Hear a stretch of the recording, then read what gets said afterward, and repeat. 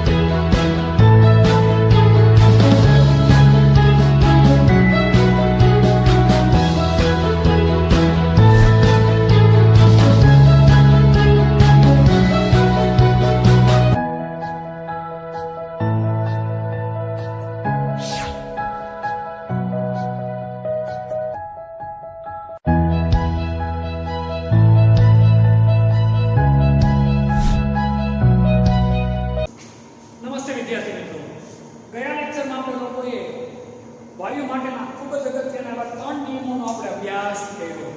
એક હતો બોયલનો નિયમ, બીજો આપણે ભણ્યા ચાર્લ્સનો નિયમ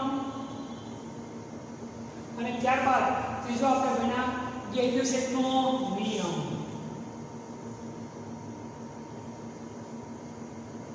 આ 3 નિયમો ભણ્યા. હવે આપણે વધુ અગત્યનો ચોથો નિયમ ભણશું, આપણે એવોગાડ્રોનો નિયમ.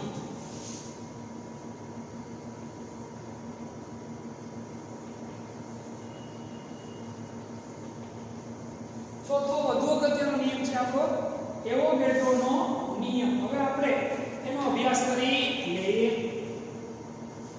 ઈસવીસન 1811 માં એવોગાડ્રોએ આ નિયમ રજૂ કર્યો. કઈ સાલમાં? તો કે ભાઈ 1811 માં એવોગાડ્રોએ આ નિયમ આપ્યો.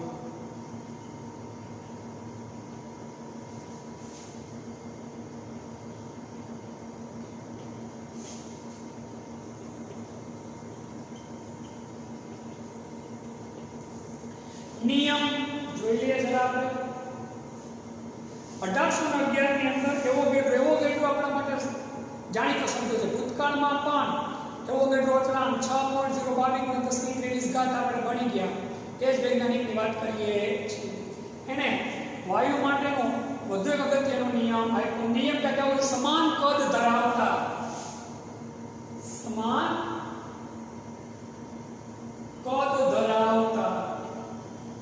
સમજો વસ્તુથી કદ કેવું છે? તો કે ભાઈ સમાન કદ ધરાવતા બધા જ વાયુઓ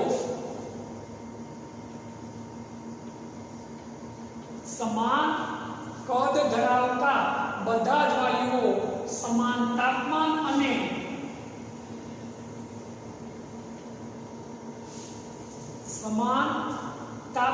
અને દબાણની પરિસ્થિતિમાં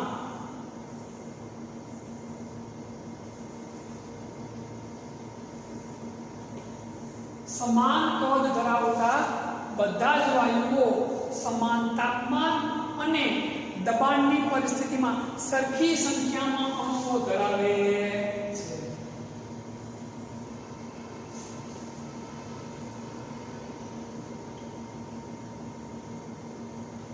આ કોનો નિયમ છે? એવોગાડ્રોનો નિયમ. સમાન કદ ધરાવતા બધા જ વાયુઓ તાપમાન કેવું જોઈએ? સરખું. અને દબાણે કેવું જોઈએ? સરખું. તો સરખી સંખ્યામાં અણુઓ ધરાવે. આ વસ્તુ મેં તમને લોકોને પહેલા ચેપ્ટર વખતે કીધી હતી. એવોગાડ્રોનો ખટલો આપણે ભણ્યા હતા. એ જો ભાઈ તાપમાન અને દબાણ સરખું હોય અને વાયુનું કદ સરખું હોય તો અણુની સંખ્યા કેટલી થાય? તો કે સમાન. આપણે એવું ભણ્યા હતા 1 મોલ એટલે કદ કેટલું હોય? અણુ સંખ્યા કેટલી? 6.022 × 1023 કદ કેટલું થાય? 22.4 મીટર. અને વજન કેટલું થાય? તો કે અણુભાર જેટલા ગ્રામ. અણુભાર જેટલા ગ્રામ વજન એટલે કેટલું થાય? 1 મોલ.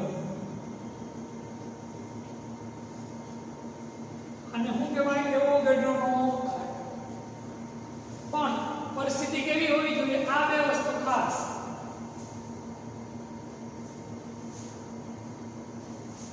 અને જો કદ સરખું હોય તો આમાં જો 1 મોલ એટલે કદ કેટલું થાય? 22.4 લીટર. કેટલું? 22.4 લીટર. આદર્શ વાયુ તો 22.7 થાય. વ્યવહારમાં આદર્શ વાયુ શક્ય નથી. કેવા વાયુ શક્ય છે? વાસ્તવિક વાયુ. એટલે કદ કેટલું થાય? 22.4 લીટર.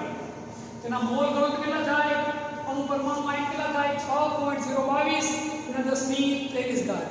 અને એનું વજન કેટલું થાય? તો કે ભાઈ અણુભાર જેટલા ગ્રામ એનું શું થાય? તો કે વજન થાય. આ વસ્તુ આપણા મગજમાં હોવી જોઈએ. બસ આ જ વસ્તુને નિયમ સ્વરૂપે કોણે દર્શાવી? તો કે એવોગાડ્રોએ. કોણે? એવોગાડ્રોએ આને નિયમ તરીકે આપણે દર્શાવ્યું. આપણે આઈકો એટલું લાંબુ નથી લખવાનું. પરીક્ષામાં તમને 2 માર્ક્સમાં પૂછાય કે 3 માર્ક્સમાં પૂછાય તો આપણે કેટલું લખવું? આપણે એ વસ્તુની ખબર હોવી જોઈએ.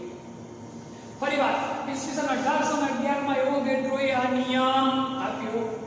સમાન કદ ધરાવતા બધા જ વાયુઓ સમાન તાપમાન અને દબાણની પરિસ્થિતિમાં સરખી સંખ્યામાં શું ધરાવે?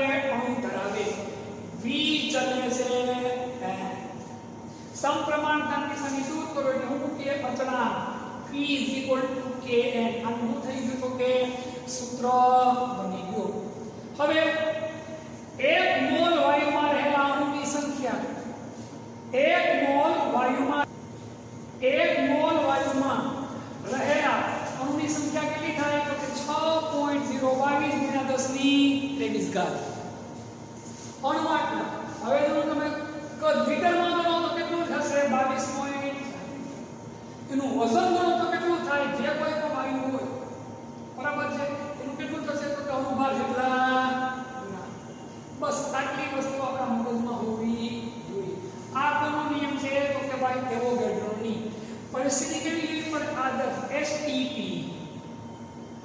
Standard temperature and pressure.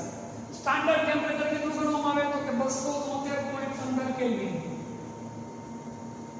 જેવું છે 0 ડિગ્રી સેલ્સિયસ પાણીનું ઠાર બિંદુ. અને પ્રેશર P કેટલું લેવામાં આવે? તો કે 1 બાર. જેવું છે તો કે દરિયાની સપાટીનું દબાણ.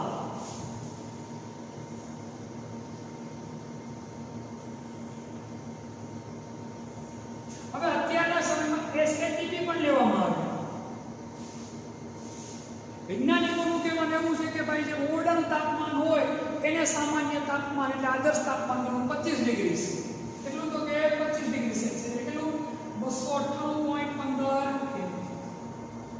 અત્યારના સમયમાં આ વસ્તુ પણ ગણવામાં આવે છે. બંને અવસ્થામાં આદર્શ વાયુનું જે કદ હોય એ બદલાય. પણ કોનું બદલાય છે? આદર્શ વાયુ. વ્યવહારમાં આદર્શ વાયુ શક્ય નથી. આપણે મૂળભૂત પોઈન્ટથી ભટકવું નથી એટલે વધવાની ડીપમાં ઉતરવું અત્યારે તમારી સામે નથી.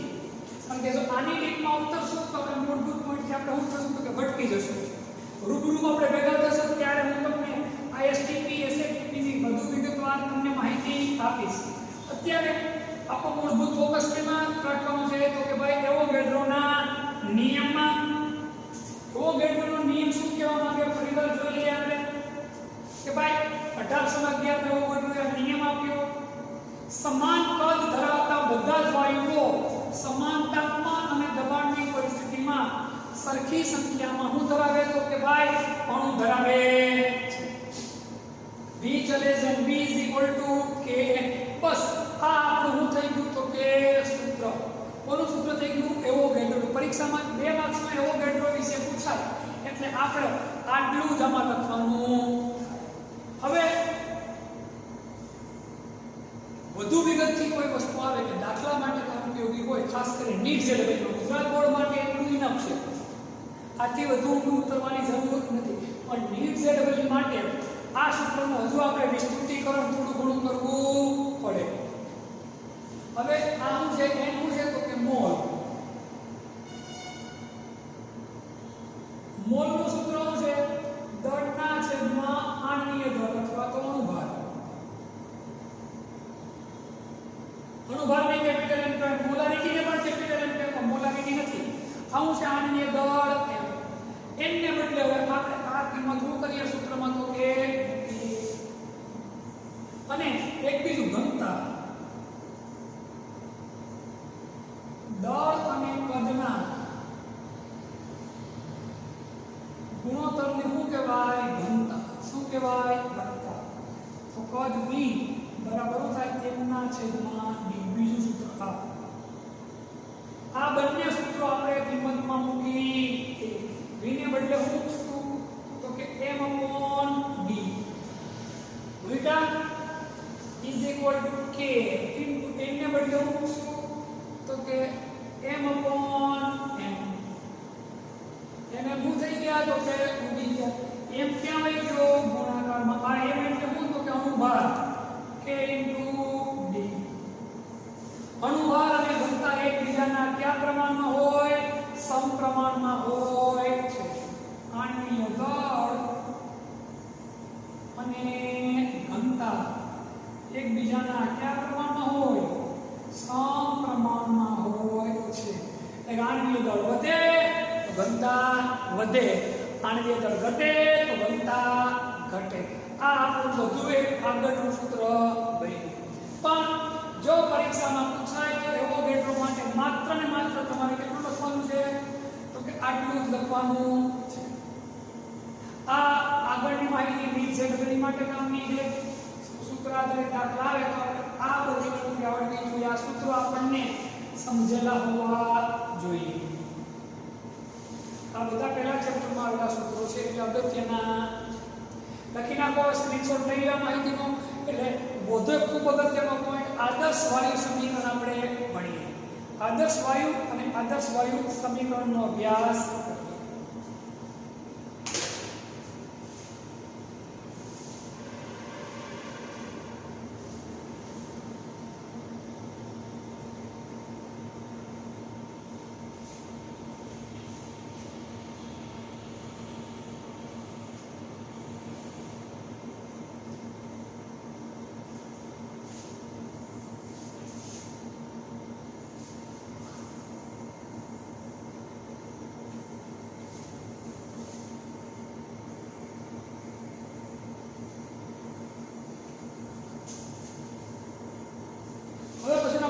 आदर्श वायु और आदर्श वायु समीकरण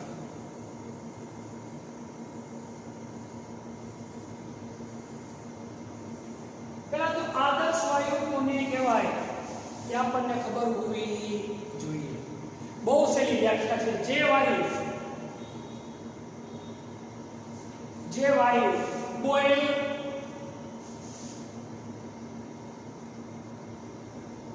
નો નિયમ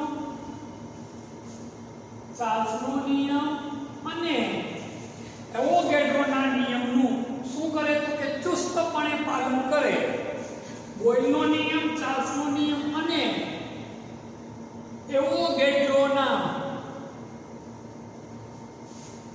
નિયમનું ચુસ્તપણે પાલન કરે તે વાયુને क्या वायु कहेवाय तो कि आदर्श वायु कहे छे जो वायु कहेवाय तो कि भाई आदर्श वायु कहेवाय બોયલ ચાર્લ્સ અને એવોગાડ્રો નિયમનું કેવું પાલન થવું જોઈએ એકદમ ચુસ્તપણે પાલન થવું જોઈએ તો એ વાયુને કયો વાયુ કહેવાય આદર્શ વાયુ કહે છે હવે આદર્શ વાયુ સમીકરણ જોઈએ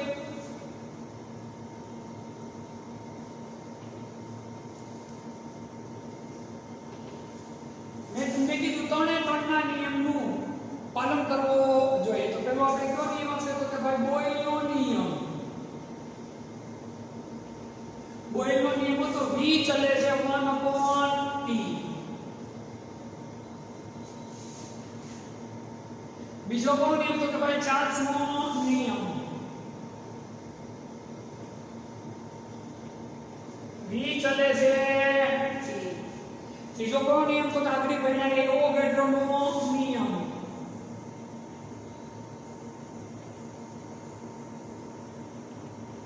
v ચલે છે હવે આ નિયમનું આપણે શું કરતા સંયોગીકરણ કરતા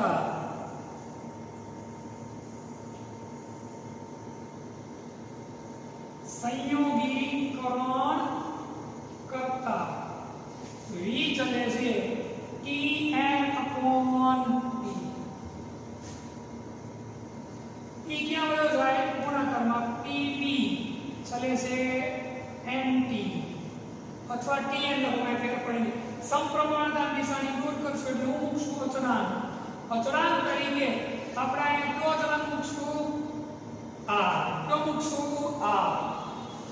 PV બરાબર nRT અથવા RNT લખો તો એ ખોટું પડે નહીં. આ તો બોલવું સહેલું પડે એટલે R વચ્ચે લખો. અચળાંક તરીકે હું મૂક્યો આપણે R. શું મૂક્યો? R. R શું છે? વાયુ અચળાંક. R વાયુ અચળાંક છે. બધા જ વાયુ માટે આ કેવો હોય? સમાન. એટલે આને સાર્વત્રિક વાયુ અચળાંક પણ કહે છે. બધા જ વાયુ માટે આ કેવો છે? તો કે સમાન છે. માટે તેને સાર્વત્રિક વાયુ અચળાંક કહે છે. કોને? તો કે R ને. R ની કિંમત કેટલી થાય? તો કે ભાઈ 8.314 જૂલ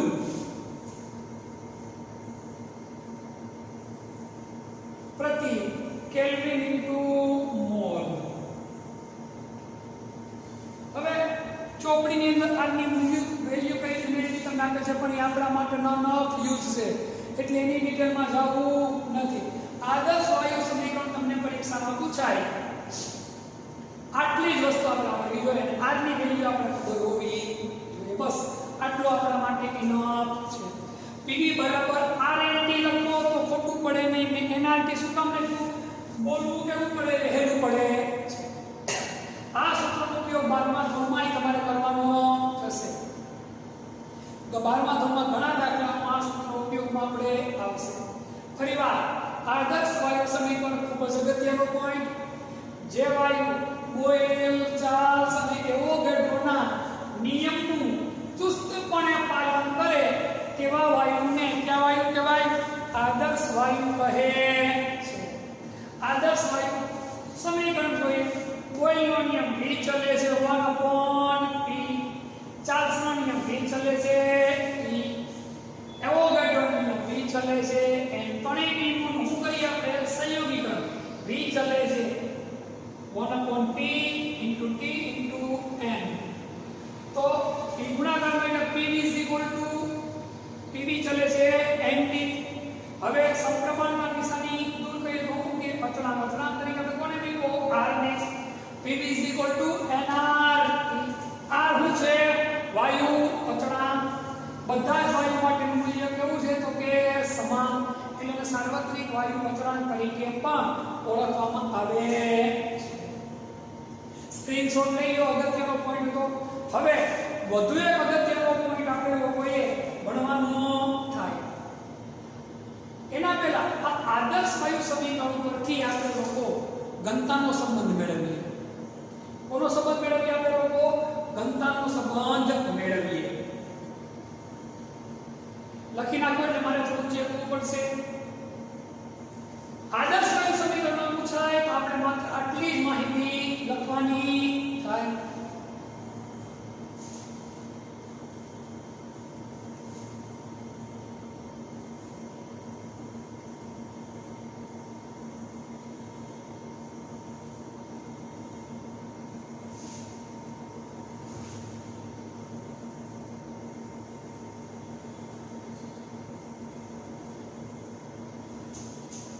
સંયુક્ત વાયુ સમીકરણ અને આદર્શ વાયુ સમીકરણનું આપણે ઘનતા અને મોલર દળ સાથેના સંબંધ હવે જોઈ લઈએ. પહેલા આપણે જોઈએ સંયુક્ત વાયુ સમીકરણ. આદર્શ વાયુ સમીકરણ ભણ્યા. હવે આપણે શું ભણીએ? સંયુક્ત વાયુ સમીકરણ. આદર્શ વાયુ સમીકરણ આપણું છે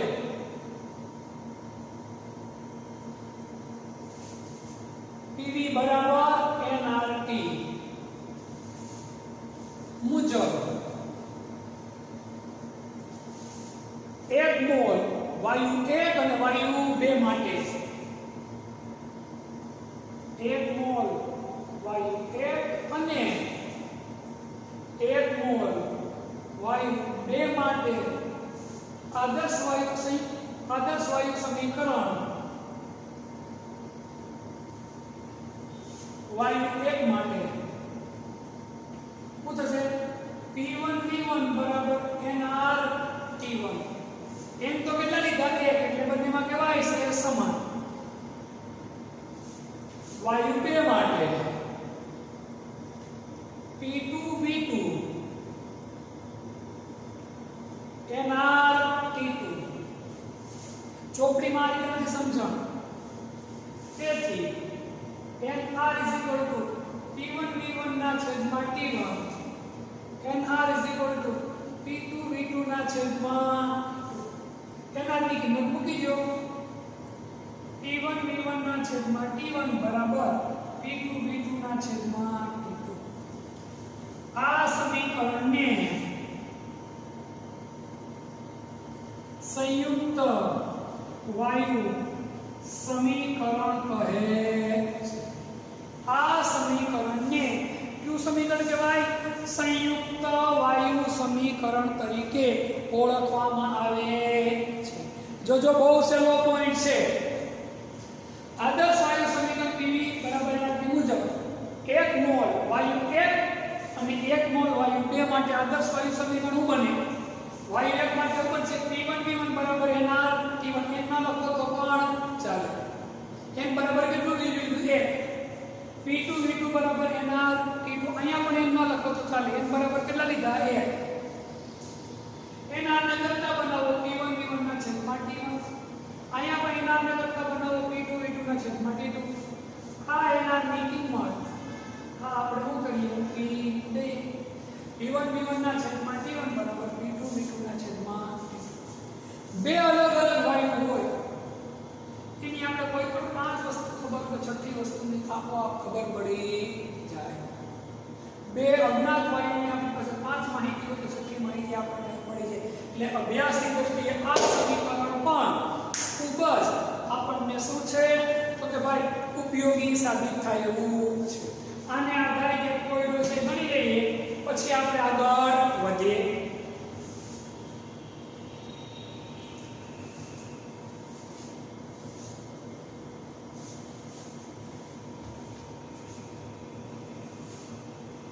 પોઈન્ટ નંબર છે 5.3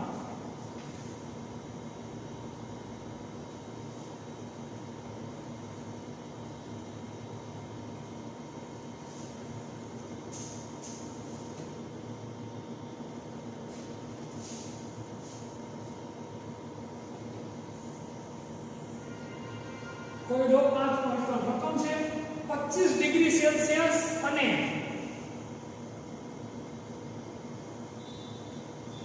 760 mm પારાના દબાણે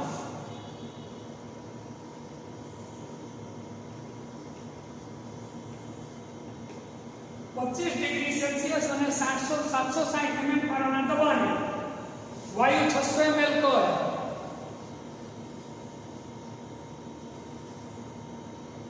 ધરાવે છે વાયુનું 640 ml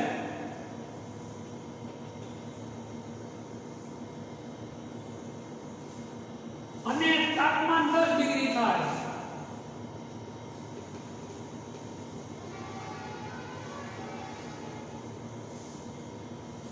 ત્યારે તે ઊંચાઈએ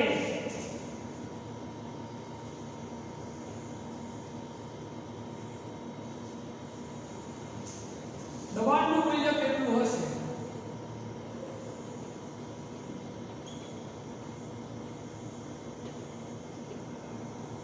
આ આપણી રકમ છે 25 ડિગ્રી સેલ્સિયસ અને 760 mm પારાના દબાણે 25 ડિગ્રી સેલ્સિયસ અને 760 mm પારાના દબાણે વાયુ 600 ml કદ ધરાવે હવે કદ આપણે વધારીને 600 ને બદલે કેટલું કર્યું તો કે 640 અને તાપમાન 25 થી ઘટાડીને કેટલું કર્યું 10 ડિગ્રી તો આ ઊંચાઈએ દબાણનું મૂલ્ય કેટલું હશે એ આપણે મહત્વનું છે હવે આપણે રકમમાં કઈ કઈ વસ્તુ આપેલી છે એ આપણે જોઈ લઈએ કે શરૂઆતનું તાપમાન આપણને આપ્યું T1 કેટલું આપ્યું 25 ડિગ્રી સેલ્સિયસ શરૂઆતનું દબાણ આપ્યું આપણને T1 કેટલું 760 mm મર્ક્યુરીના દબાણે. Hg એટલે પારો અથવા કહું તો કે મર્ક્યુરી.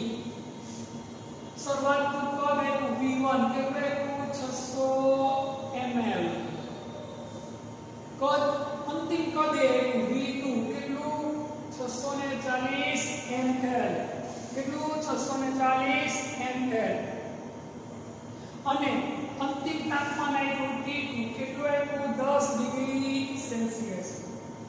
ગોતવાનું છે અંતિમ દબાણ T2 ગોતવાના.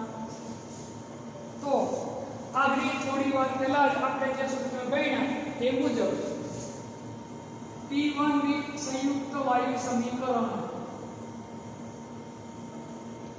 P1 V1 ના છેદમાં T1 બરાબર P2 V2 ના છેદમાં T2 મુજબ ગોતવાનું.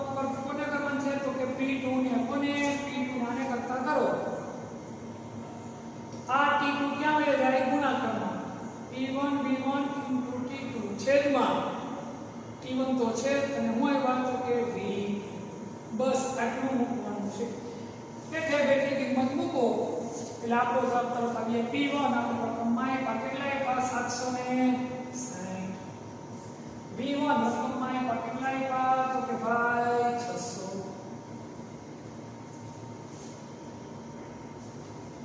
T2 આપણને કેટલા આપ્યા છે ભાઈ તો કે 10. મુકાય 10 ન મુકાય.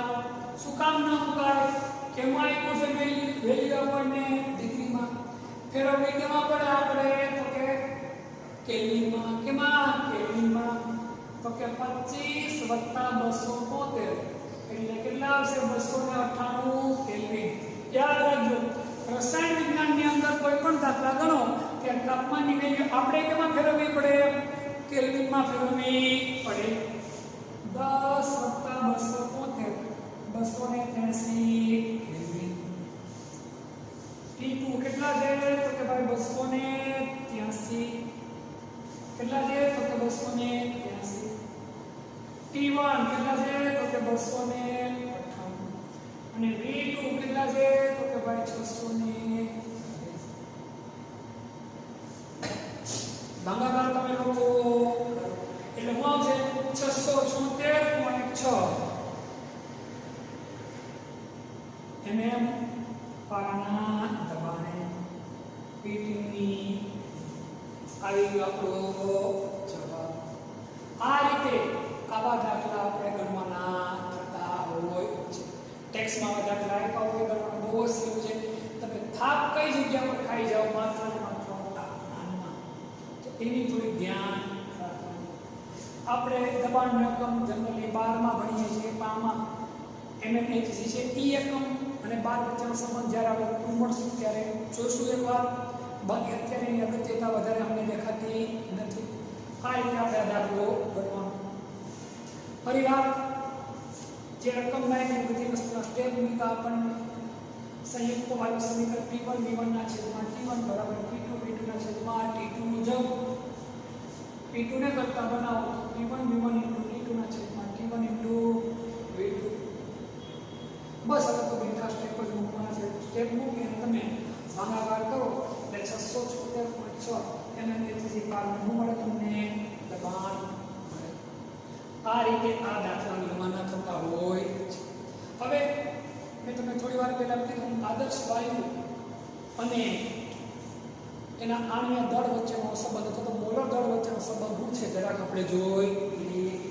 બહુ સહેલો પોઈન્ટ છે પણ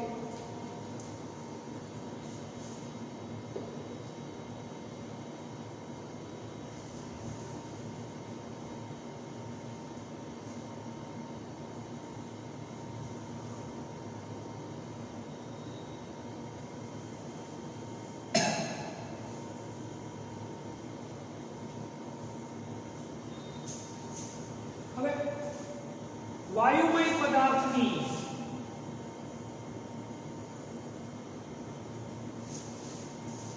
ઘનતા અને મોલર દળ વચ્ચેનો સંબંધ જોઈ લઈએ. આપણું આદર્શ વાયુ સમીકરણ છે તો કે ભાઈ P બરાબર nRT છે તો કે હા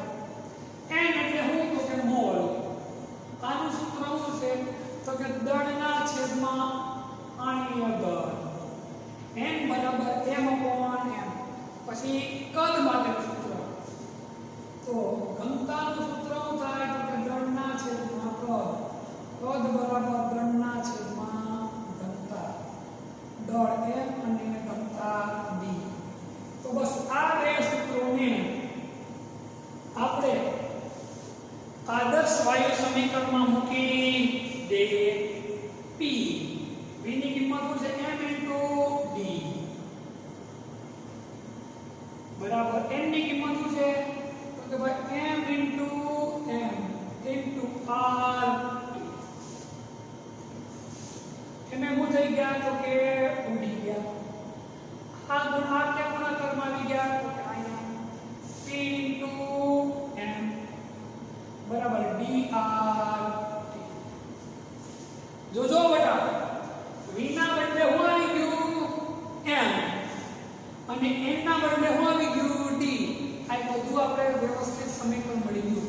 આના ઉપર જાણી ગયા તો એનું સૂત્ર મળ્યું dRT/t. ઘણીવાર તમને કોઈ પદાર્થનું અજ્ઞાત પદાર્થનો આણ્વીય દળ ગોતવાનું હોય, દબાણ આપે, તાપમાન આપે, r ની વેલ્યુ આપણે ખબર હોય અને ઘનતા આપી દે તો આપણે n ગોતી શકીએ. આ રીતે તમે આ સંબંધનો ઉપયોગ કરીને દાખલા ગણી શકો. ખાસ કરીને નીટ ઝડપી માટે કામનો ગુજરાત બોર્ડ માટે આની કોઈ ખાસ અગત્યતા નથી, પણ નીટ ઝડપી માટે આ સમીકરણ આપણા માટે વધારે અગત્યનું છે.